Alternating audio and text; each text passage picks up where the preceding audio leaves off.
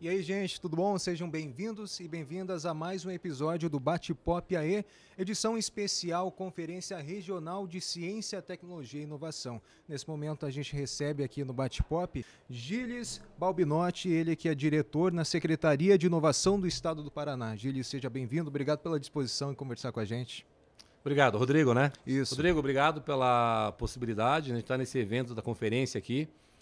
E estava ali no estande da Secretaria de Inovação, aí foi a equipe de vocês lá, bater um papo comigo e me trouxeram para cá.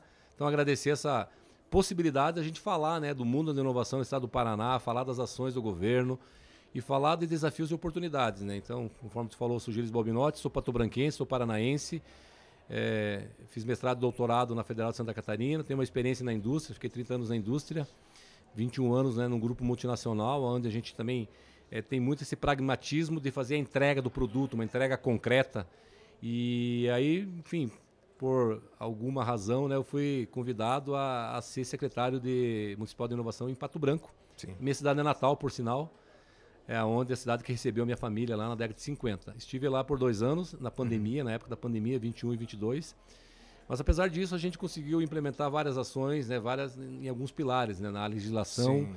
A questão da gente fortalecer a formação do capital humano, na área, na verdade, também de uma lei municipal de inovação com um fundo, porque a gente precisa injetar também recurso financeiro para os pequenos empreendedores, os empreendedores que estão iniciando, né, as startups iniciais. Sim. Então foi muito legal essa lei, né, a partir de um recurso, né, livre, né, da prefeitura. Também as soluções na área de mobilidade urbana, na área de segurança. Então foram 2 anos que deram uma experiência legal da gente mostrar que na gestão pública, assim, ela é importante, a política ela é importante, a ciência política ela é importante e ela é bonita. Sim. A gente tem que desmitificar essa questão que a política não serve para nada, não, ela serve para organizar e a gente tem que implementar as ações e gerar melhoria para as pessoas, ponto. Perfeito. Nós temos que cuidar dos munícipes, né, dos paranaenses, já que a gente está falando aqui do estado do Paraná, através de leis efetivas, né, que levem qualidade de vida para elas, que fortaleçam o empreendedorismo, que reforce, né, a qualidade de vida na mobilidade urbana, por exemplo, que cuide lá um olhar na educação para a criança, que tenha uma atenção com a terceira idade também, seja Perfeito. na inclusão digital, mas seja também na questão da mobilidade lá na cidade, para que ela não tenha muitos degraus, por exemplo, e ela venha a ser machucada. Tem que olhar todos os atores, né, o empresário, o pequeno, o grande, Sim. o aluno, o professor, o servidor público. E você participou É da estadual, que aconteceu recentemente, e hoje está aqui na regional. Queria saber qual que foi a impressão que você teve, a conclusão ali do que foi discutido na etapa estadual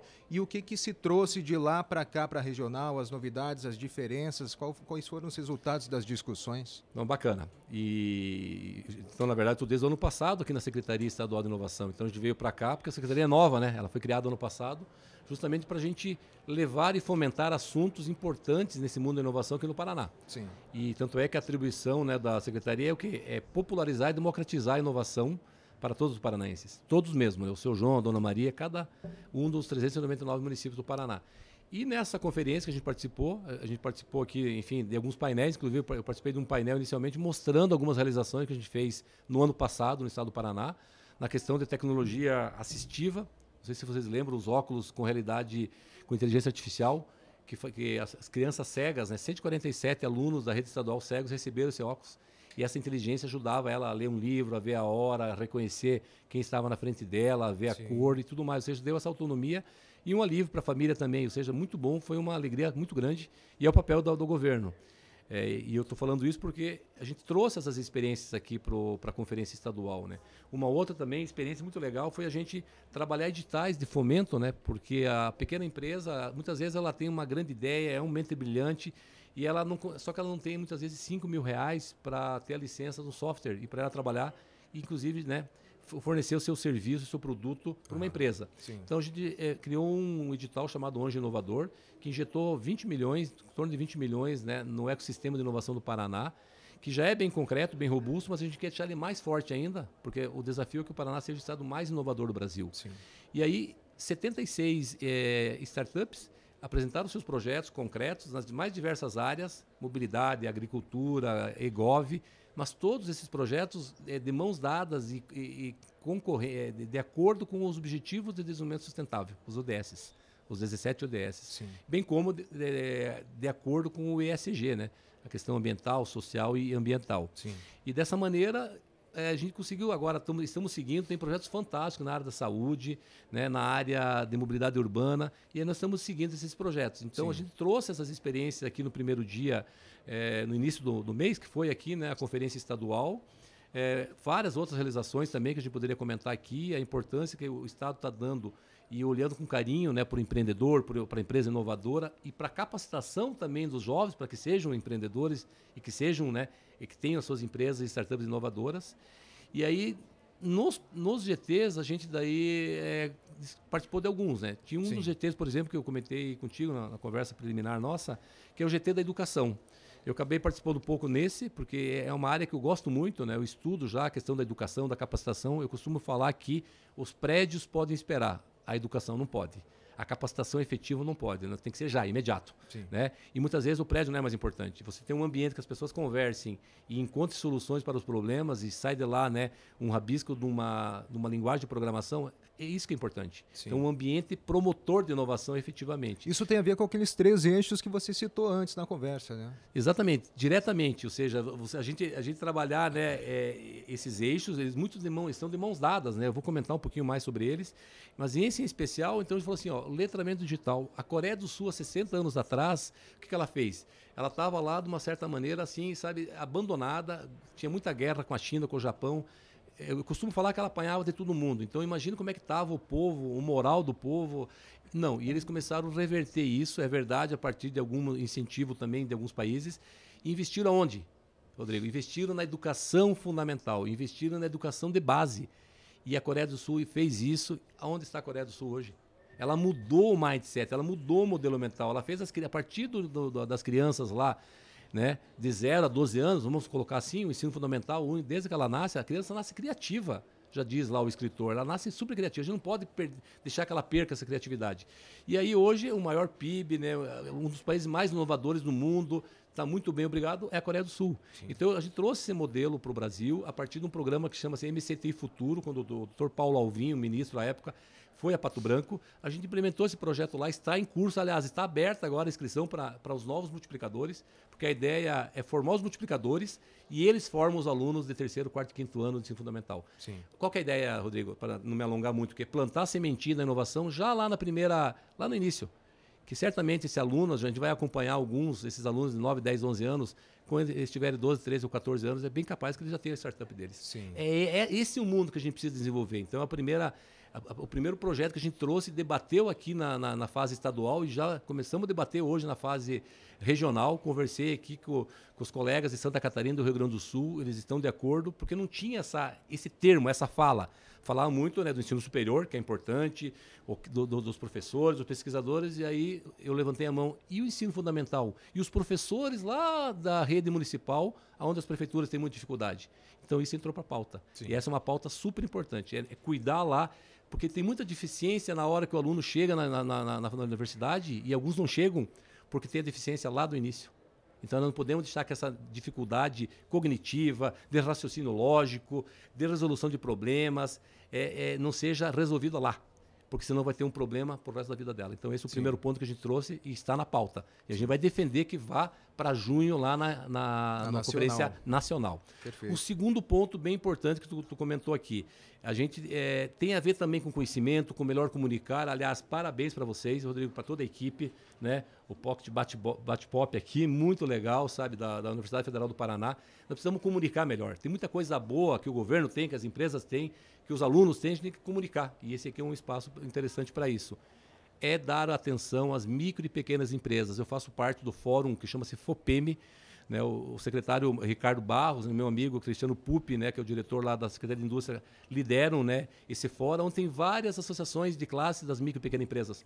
E a gente faz parte lá. E nós fomos lá o ano passado para fazer o quê? Comunicar os editais, falar da inovação, falar para eles, né, explorar a inovação lá nos seus cooperados, nas suas cidades, porque daí o estado todo está ali representado. O Brasil hoje tem mais de 7 milhões de micro e pequenas empresas. O Paraná deve chegar em torno de 800 mil, quase 1 milhão de empresas, de micro e pequenas empresas, que geram mais de 70%, 80% dos empregos de carteira assinada.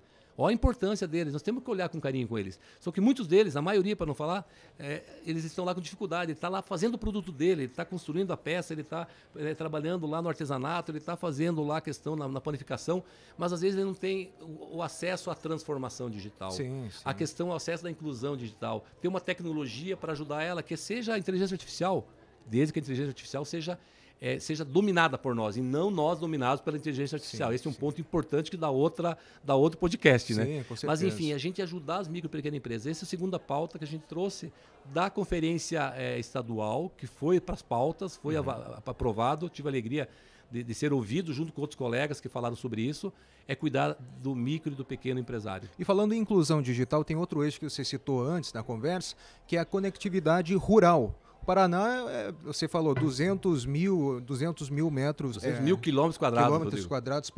399 municípios, cada região com as suas particularidades, mas com essa coisa em comum, a força do rural e ao mesmo tempo, uma falta de comunicação com essas pessoas que estão distantes dos grandes centros. Né? Exatamente, Rodrigo. As pessoas estão isoladas, elas estão fora, elas não conseguem baixar um stream para relaxar à noite, depois de um dia inteiro na lavoura. O médico tem que pedir para o paciente não morrer e ir para a cidade para ver se aquele remédio lá ainda está ok, se ele pode receitar, se não pode. Não, ele tem que fazer isso diretamente lá da área rural. Só que hoje não há conectividade e não é o problema do Paraná, é o problema do Brasil e do mundo. A gente foi olhar as boas práticas no mundo. Então esse programa é liderado pela Secretaria de Inovação, eu estou na coordenação através de uma resolução, a 485, e você que quiser conhecer, a gente pode fazer um podcast também, Rodrigo, fica à disposição só sobre conectividade rural. É o seguinte, né? O paranaense, as pessoas têm que ter hoje água potável, claro, energia elétrica e internet. As pessoas têm que estar conectadas. Então, tem esse programa e está diretamente ligado à cidadania. Você vai dar cidadania para a pessoa. A pessoa vai poder vender o produto dela por marketplace. Eu sempre falo, né, do Palmito lá de Guaraqueçaba. Né? A gente vai levar segurança pública para a área rural também. Estamos protegendo as cidades. Meu amigo Beto Marcinelli, ele fala da Smart City, tem um grande evento aqui, o segundo maior do mundo. Falei, Beto, vamos mudar para Smart Country. Porque quando eu falo cidade, é área urbana. Eu tenho que falar da área urbana mais a área rural. A área urbana mais a área rural é o município. Então, talvez chamar de comunidade inteligente. Então, assim, a gente dá um olhar para todos, né? Isso é inclusão. E esse programa de conectividade rural já apresentado ao governador Ratinho Júnior, que diz que o nosso estado, e é verdade, é o supermercado do mundo.